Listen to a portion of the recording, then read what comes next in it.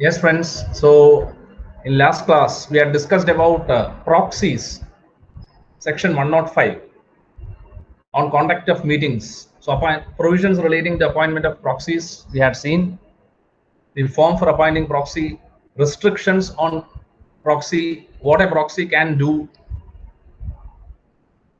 disclosure required in notice about the fact that a proxy can be appointed, time limit that can be fixed for appointing a proxy, inspection of proxies related time limit. This we have discussed. Now in this class we'll discuss about voting. As you know, every decision of the company is taken passed through resolution, and the decisions are taken by putting them to vote. Now, so voting constitutes very important component in decision making of any company. So the provisions relating to voting are laid out in detail in sections 106 to 109 of Companies Act 2013. Now, the importance of voting, as you know, the sense of meeting is decided through voting. The sense of meeting means a meeting has been conducted for a particular purpose. Some important matters were discussed, and there can be people not concurring to majority view. There can be people supporting a thing, there can be people opposing the thing. So ultimately, what decision was taken in that meeting? So to decide that, naturally voting is the way out. So that is what is meant by ascertaining the sense of meeting. So to a certain sense of meeting, voting is important. So now types of voting. From section 107 to 110, there are 4 methods of voting laid out under Companies Act 2013. Section 107 deals with voting by show of hands, while 108 deals with voting by electronic means. 109 deals with voting by demand of poll, and 110 deals with voting by postal ballot. Now, before going to each kind of voting and the relevant rules related to that, let us understand the restrictions on voting rights as per section 106.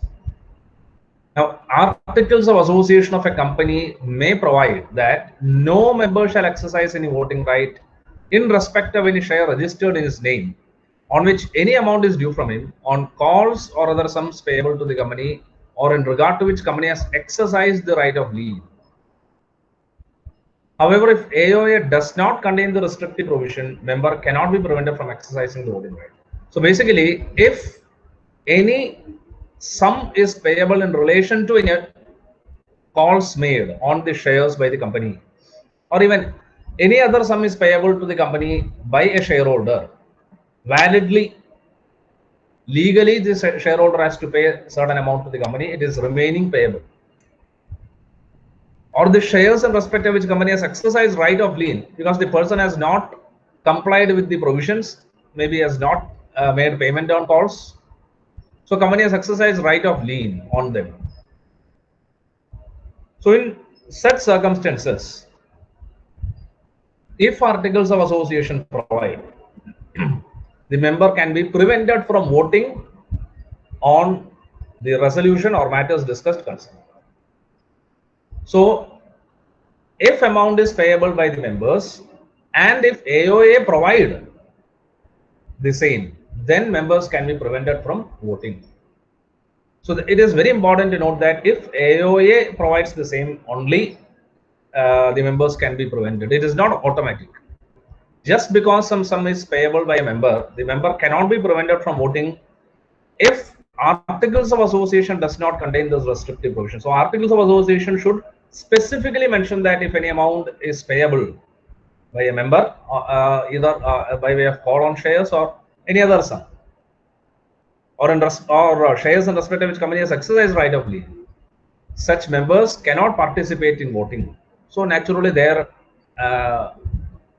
opinion will not be counted. Now, what happens in case of joint shareholders? If two persons hold some particular shares together,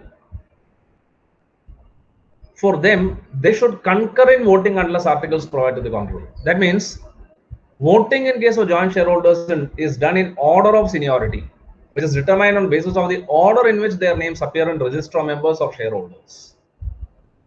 And the joint holders have a right to instruct the company as to the order in which their names are to appear in the register.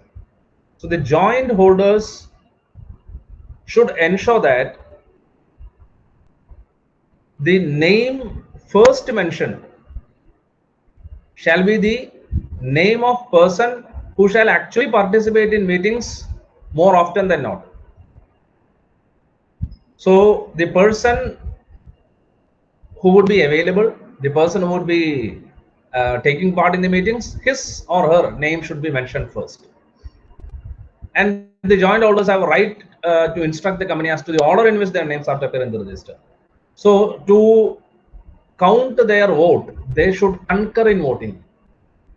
If both are present, one person cannot oppose and another person cannot concur, because they are jointly holding the shares. They have to concur. So that's about joint shareholders.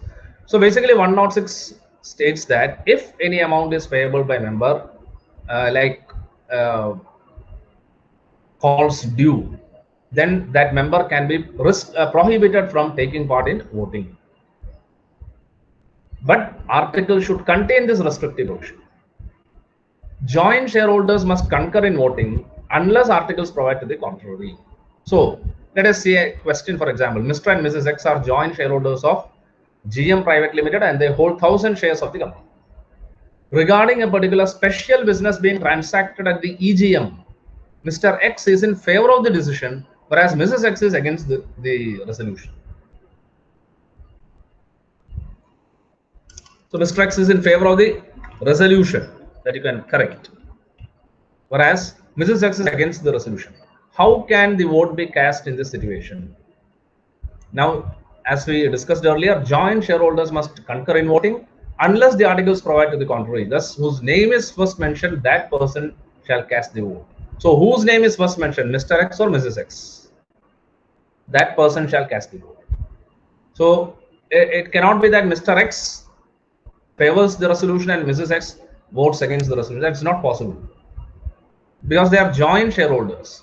Person whose name comes first shall have the right to cast vote. So basically we saw why voting is conducted to ascertain sense of meeting. The kind of the types of voting mentioned in Companies Act 2013 by show of hands, electronic means, demand of poll, postal ballot. And we discussed, before going into the kind of votings, we discussed 106, section 106, which provides restriction on voting rights. If AOA provide, members from whom amount is payable to the company remaining overdue shall be prevented from exercising their voting right as a kind of penal action, so that they won't maintain their payable assets. They would have an incentive to pay it on time. Joint shareholders must concur in voting, and in case of joint shareholders, voting shall be done in order of seniority. Joint shareholders have a right to instruct the company as to the order in which their names are to appear in the register.